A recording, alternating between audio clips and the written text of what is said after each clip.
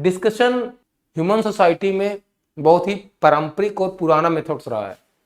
इंसान आज जहां तक पहुंचा है तो उसके पीछे एक ही टर्म है कि ये इंसान जितनी भी तरक्की की है उसके पीछे डिस्कशन सबसे मेन टूल रहा है, जिसकी वजह से आज तक वो पहुंचा है।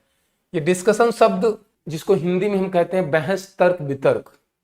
तर्क वितर्क एक ऐसा टूल होता है, ह्यूमन बींग्स के बीच में तर्क वितर्क होता है किसी बात को लेकर, किसी इश्यू को लेकर। इसका दायरा बहुत बड़ा है और इससे हमारा ब्रेन जो है वो क्या होता है, एम्पावर होता है। यहाँ पे मैंने एक सिर्फ सिंबॉलिक ह्यूमन सोपियंस को रखा है, जिसका मतलब सीधा होता है कि जब ह्यूमन बींग किसी बात पे इकट्ठा होते हैं, 100 अधिक ह्यूमन बींग, और एक ही टॉपिक बात करते हैं, तो डेफिनेट सी बात होती है कि सबकी राय एक विषय पर एक जैसी नहीं हो सकती है।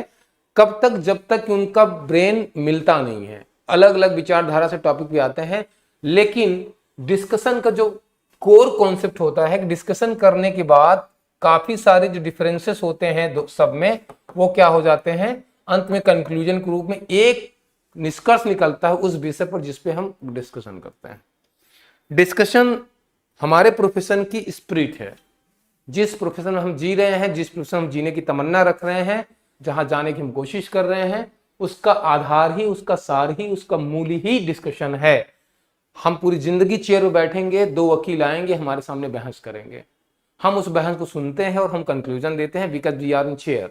चेयर में बैठने वाले काम होता है कंक्लूजन देना, क्योंकि डिस्कशन वाला हमेशा अपनी फेवर की बात करेगा।